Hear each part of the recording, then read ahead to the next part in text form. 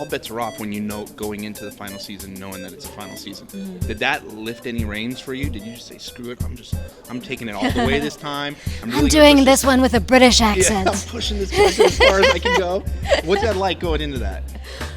There was a bit of that. I mean, the thing is, it's still Falling Skies, and you get the new storylines, and you go through a similar process every season. You're just gonna do the best work you can and find other layers and make it as interesting as possible and connect it, to the season before, hopefully, the episode before, hopefully. But knowing that it was the final season. There were things that I did want to accomplish, and so I did talk to the writers about, let's not skip over this thing, and we need to make sure that there's enough attention paid to, let's say, Maggie and Ben, that there was something maybe real there, and it's not just over if it's over, and they listened, and so there was, in answer to your question, for sure. Very cool. Season 4 was pretty wild, too. Yeah. So how do you compare Season 4 to Season 5? I think the stakes are higher. At least, again, I'm looking through Pope's filter, but the relationship between Pope and Mason, before it's been about money or planes or a bar or the black market material stuff. Now it's about blood. Yeah. So there's Pope starts looking for his pound of flesh.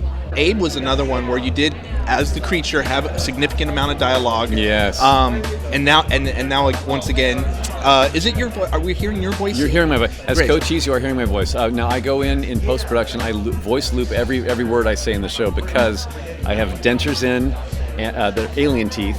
And then my face is covered with a mask like this, so my nose is plugged. So I have to clean up that dialogue. Right. In post-production, once I've cleaned it up with my vocal track, electronically, they lower it a little bit, and they add a little bit of an echo effect to make it sound a little more alien-y. That's pretty cool. That's pretty cool. So you're kind of like the rogue guy on the show, or at least started out that way. Kind of, sort of. How's that been throughout It's 5 awesome. seasons Oh, my now? God. You get to play the badass, roll up on the Harley Davidson, and it's very boring. There's not a whole lot happens. Yeah, right. You're the bike rider, badass, and you're good with the guns. One thing I noticed is that you're very petite, but you come off, you're like the bad. We see you with guns. What's that like? It must be very different than your day-to-day, obviously. What's it like playing a character like that? I feel so lucky to have played Maggie for 5 years. She's awesome.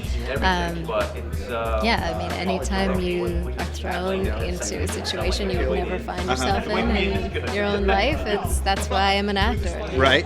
So is it like they say? Is it like become like a family when you're on a show for so long? Yeah, but there's some families that commit suicide and kill each other, though. Remember that. All right. So it's very much like a family. The Manson family. Very cool. No, it's great. Yeah. If anything, I was saying earlier on to somebody, and it just is what it is. But sometimes you'll get on a show, and there's always one, someone who's an asshole or who's a dick or somebody who's a prima donna chick or whatever. Didn't have it on this show. Yeah. So it must have been me. Speaking of Maggie, then, she's complicated. There's been several different arcs that she's gone through, especially with love interests and things like that. Where do we see her go in season 5? What can you say? Well, in season 5, she actually spends more time on the field because she's got these spikes, and her and Ben are a great team now. They've got super strength. So that was fun to play. Right. And it actually got us out of some of the heavier drama of the love triangle, which I absolutely love season 4. But I was ready to be more a part of the second mass and get on the battlefield and into the bigger picture of the show. So we did do that.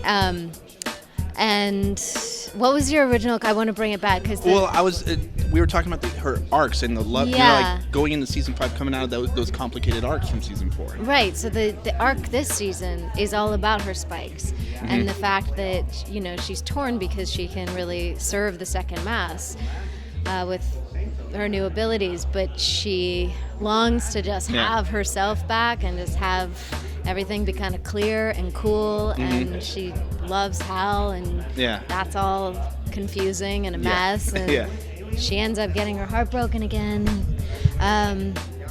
You'll see there's some pretty drastic choices she makes in the middle of the season. We know that this is the final season. What's it been like your ride on Oh Skies? gosh, Falling Skies. It's been like this. It's been a ride like this emotionally. Right. Because I'm as the leader of the Volm race. Yeah. We're very non-emotional and intellectual and all that. But he's really been getting to know his human friends.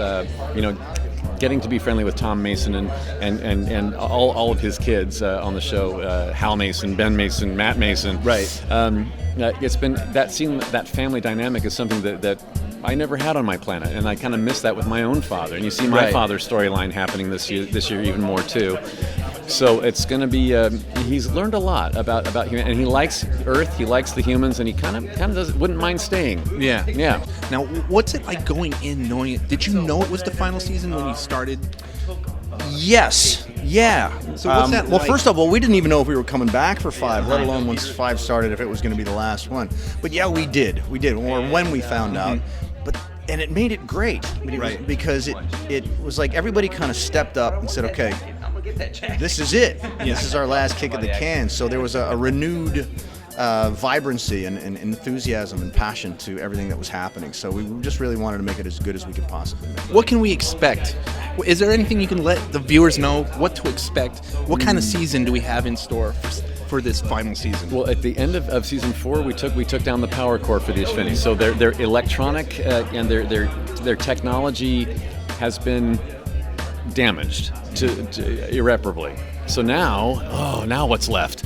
Well, the Ishveni they're gonna up the ante on their organic and bio warfare. So you'll see more skitters. You're gonna see other life forms that they've created that are gonna be combating us, and you're gonna see a lot more rage in the humans. Really? They've been fighting back, and they've been defending themselves all these years. But now this year they're ticked off about it. Now they're mad and they're getting like they're putting the war paint on. It sounds like an action-packed season then. It is, and you're going to finally find out why the Ishveni did this in the first place. Why there was a takeover.